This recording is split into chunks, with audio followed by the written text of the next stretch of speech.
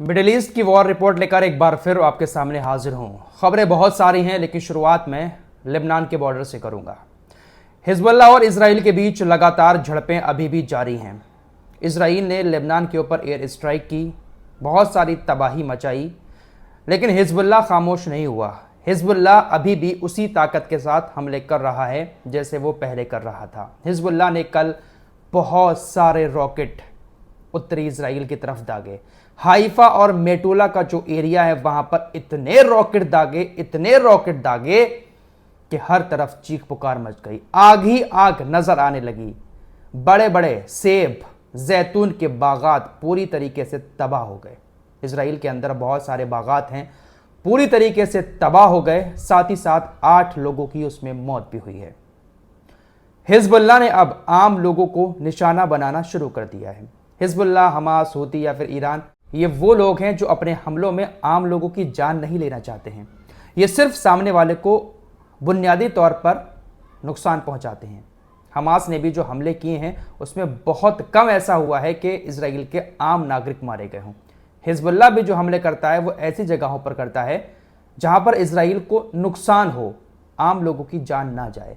लेकिन अब हिजबुल्लाह ने भी हमले शुरू कर दिए हैं। जिस बाग में हमले किए, सेब का एक बहुत बड़ा बाग था हाइफा के अंदर, वहां पर कई सारे मजदूर काम कर रहे थे। इजराइल के भी थे और दूसरे देशों के भी मजदूर वहां पर थे। वहां पर 7 लोगों की मौत हुई और 1 मौत दूसरी जगह पर हुई है। तो कुल मिलाकर हिजबुल्लाह के हमले में 8 लोगों की मौत की खबर आ रही है। हिजबुल्लाह लगातार यही कह रहा है कि ज़मीनी ऑपरेशन में हम कभी भी इजराइल से नहीं हारेंगे। उत्तरी इजराइल के एक गांव में इजराइल की सेना घुसने की कोशिश पहले भी कर चुकी है। हिजबुल्लाह के लड़ाके पहले भी इजरायली सेना को वहां से खदेड़ चुके हैं। तीसरी बार इजराइल की सेना ने जो लेबनान के बॉर्डर पर खैम गांव है, उस गांव में घुसने की कोशिश की। घात लगाकर हिजबुल्लाह की तरफ से खतरनाक हमले किए गए। इजरायली सैनिकों को वापस लौटना पड़ा, उसमें भी कुछ इजरायली सैनिक घायल हुए हैं। साथ ही साथ हिजबुल्लाह ने कल लेबनान के बॉर्डर के अंदर जो इजरायली सेना अपने टैंकों को लेकर, अपने वाहनों को लेकर पहुंची है, उनको भी अटैक किया। हिजबुल्लाह ने कहा है कि इसमें भी कुछ इजरायली सैनिक मारे गए और घायल हुए हैं। तो हिजबुल्लाह ज़मीनी तौर पर इजराइल से हार नहीं रहा है। इजराइल के पास एक ही हथियार है जो मैं आपको लगातार बता रहा हूं। यही बात मैं हमेशा करता हूं कि एयर स्ट्राइक करके ही इजराइल किसी भी देश को तबाह करता है। ईरान की तरफ वापस आते हैं। अब बॉल इस वक्त ईरान के पाले में है। हमला करने की बारी अगर देखा जाए, वैसे तो कोई हमला ना करे, सुकून हो जाए तो ज़्यादा बेहतर है, लेकिन अगर देखा जाए तो इस वक्त हमला करने का अधिकार ईरान के पास शायद नज़र आ रहा है, क्योंकि इजराइल हमला कर चुका है। अब पलटवार ईरान को करना है। यही सब हो रहा है ना इतने दिन से। ईरान पूरी तैयारी कर रहा है। अमेरिका के न्यूज़ चैनल्स भी कह रहे हैं कि अमेरिका के अंदर चुनाव आ रहा है, उससे पहले ईरान हमला ज़रूर करेगा। अब ईरान एक चालाकी चल रहा है। ईरान इन देशों की नज़र से बचने के लिए डायरेक्ट अटैक इजराइल के ऊपर नहीं करना चाह रहा।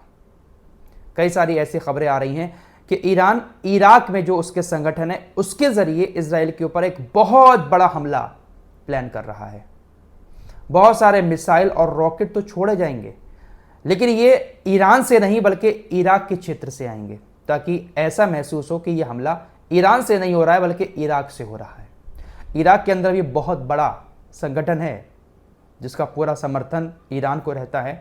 उसी संगठन के जरिए वहीं से अपनी मिसाइलों को और रॉकेट को लॉन्च करने का प्लान ईरान तैयार कर रहा है। हमला इराक की धरती से होगा, लेकिन उसके पीछे हाथ पूरा ईरान का होगा। लेकिन नियम के अनुसार ये हमला ईरान की धरती से नहीं हुआ तो ईरान को कोई डायरेक्ट ब्लेम भी नहीं कर पाएगा। आपकी स्क्रीन पर ये जो दिखाई दे रहा है, ये IDF का chief of staff Herzi Halevi है। ये बाल बाल बच गया, थोड़ा सा घायल हुआ, लेकिन ये मारा जा सकता था। गाज़ा के अंदर एक घर में ये अपने सैनिकों के साथ मौजूद था।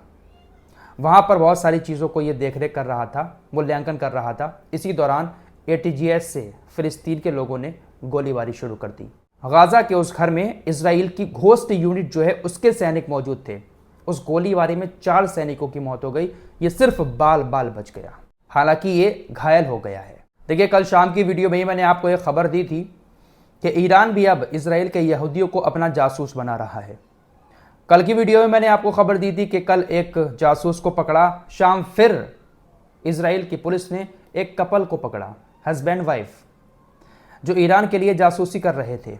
इजराइल के कपल राफेल और लाला दोनों मिलकर इजराइल के बुनियादी ढांचों की रेकी कर रहे थे, उसकी जानकारियां इकट्ठा करके ईरान को भेजने की फिराक में थे। ईरान के लिए वो काम कर रहे थे, इजराइल के ही रहने वाले थे, लेकिन इजराइल की पुलिस ने उनको गिरफ्तार कर लिया। तो ईरान अब लगातार इजरायली यहूदियों को ही किसी न किसी जरिए जासूस बना रहा है। अब ये जो जासूस बन रहे हैं ईरान के इजराइल के यहूदी, तो इजराइल के अंदर ही कोई ईरान का बहुत बड़ा एजेंट मौजूद है जो ऐसे जासूस पैसे के लालच देकर तैयार कर रहा है, जैसा कि मोसाद करता है। ईरान के अंदर मोसाद के जासूस भरे पड़े हैं। पैसे के लालच में ईरान के लोग ही ईरान की जासूसी शुरू कर देते हैं, और हर देश के साथ ऐसा ही होता है। जिस देश की भी इंफॉर्मेशन लीक होती है, जासूस उसी देश का होता है। मिडिल ईस्ट के अंदर अमेरिका की सेना काफ़ी लंबे टाइम से तैनात है। हाल ही में अमेरिका ने अपने और सैनिक मिडिल ईस्ट में तैनात किए हैं। मिडिल ईस्ट के अंदर अमेरिका की सेनाएं अलर्ट मोड पर हैं। जो बाइडेन ने अपनी सेना को आदेश दे दिया है कि वो हर कीमत पर इजराइल की रक्षा करें। जो थर्ड एयर डिफेंस सिस्टम है वो भी पूरी तरीके से तैयार है, एक्टिव मोड में है। कभी भी हमला होता है तो थर्ड एयर डिफेंस सिस्टम पूरी तरीके से इजराइल को बचाएगा। दोस्तों, शुरू में मैंने आपको जो खबर बताई कि ईरान अपने क्षेत्र से नहीं बल्कि इराक के क्षेत्र से हमला करेगा, खुफिया जानकारी के मुताबिक जो रिपोर्ट्स आ रही हैं उसमें ऐसा दावा किया जा रहा है कि बहुत सारे ड्रोन और मिसाइल एक साथ इराक के क्षेत्र से इजराइल की तरफ आएंगे। अब हो सकता है कि ये एक छलावा हो, इस तरीके की खुफिया जानकारी खुद फैलाई जा रही हो ताकि इजराइल और अमेरिका जैसे देश अपना पूरा फोकस ईरान की तरफ कर लें कि हमला इराक की तरफ से आएगा। हमला कहीं से भी हो सकता है क्योंकि मिडिल ईस्ट में बहुत सारे संगठन ईरान के एक्टिव हैं। IRGC के प्रमुख ने कहा कि ईरान पर इजराइल के हमलों का अकल्पनीय जवाब दिया जाएगा, उनके पास भागने की कोई जगह नहीं है। ये जो बयान आया है ये ऐसा दर्शाता है कि शायद हो सकता है कि इस बार ईरान इजराइल के लोगों के ऊपर हमला करे, बस्तियों पर हमला करे। ये कहा है कि जो हमला होगा उनको भागने की जगह भी नहीं मिलेगी। फिलहाल कुछ भी हो सकता है। ईरान एक देश के तौर पर दुनिया भर में मान्यता रखता है, लेकिन ईरान की IRGC जो सेना है उसको आतंकी संगठन घोषित करने का बहुत दिनों से ये लोग प्रयास कर रहे हैं। इजराइल तो उसको आतंकी घोषित कर ही चुका है और भी यूरोपीय देशों से कह रहा है कि IRGC को आतंकी संगठन घोषित करें। फिलहाल जर्मनी भी इस वक्त पूरा इजराइल के साथ है। ये वो जर्मनी है जिसने कभी खुद इनको मारकर भगाया था। फिलहाल जर्मनी ने अपने देश के अंदर ईरान के सभी वाणिज्यिक दूतावास को बंद करने का ऐलान कर दिया है। जर्मनी के अंदर ईरान के सभी दूतावास को बहुत जल्द बंद कर दिया जाएगा। ये सब क्यों हो रहा है? ये सब इजराइल की मोहब्बत में हो रहा है। ये हो गई मिडिल ईस्ट की खबरें। अब चलते चलते आप लोगों को एक खबर और सुनाना चाहता हूँ। मेरी नज़रों के सामने आई, सोचा सुना दूँ ताकि कुछ सीख मिल सके लोगों को।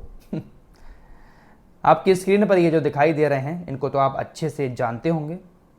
पहले ये वसीम रिजवी हुआ करते थे, लेकिन इन्होंने धर्म परिवर्तन कर लिया। धर्म परिवर्तन करने के बाद ये बन गए थे जितेंद्र नारायण त्यागी। हिंदू धर्म में भी बहुत सारी जातियां होती हैं, तो जब इन्होंने अपना धर्म परिवर्तन किया तो ये ब्राह्मण बन गए। इन्होंने अपना नाम रखा जितेंद्र नारायण त्यागी। लेकिन अब ना जाने ऐसा क्या हुआ कि इन्होंने अपनी जाति को ही बदल दिया। पहले धर्म बदला और अब इन्होंने जाति बदल डाली। इन्होंने अब ब्राह्मण से अपने आप को ठाकुर बना लिया। अब इन्होंने अपना नया नाम रखा है जितेंद्र नारायण सिंह सेंगर। इन्होंने जाति बदलकर अपना नाम भी बदल लिया। जितेंद्र नारायण सिंह त्यागी से अब ये जितेंद्र नारायण सिंह सेंगर हो चुके हैं। वैसे आपको बता दूं, ये कुरान को बदलने चले थे। कुरान के खिलाफ इन्होंने एक सुप्रीम कोर्ट में याचिकाएं भी दी थी कुछ आयतों के खिलाफ कि इसको कुरान से हटा दिया जाए। सब वक्त की बात है, समय का पहिया ऐसा घूमा कि कुरान के ये एक हुर्फ को भी नहीं बदल पाए, लेकिन इनका नाम लगातार बदला जा रहा है। इस रिपोर्ट में इतना ही। कुछ और खबरों के साथ जल्द हाजिर होऊंगा। तब तक के लिए अपना ख्याल रखिएगा। अल्लाह हाफिज़।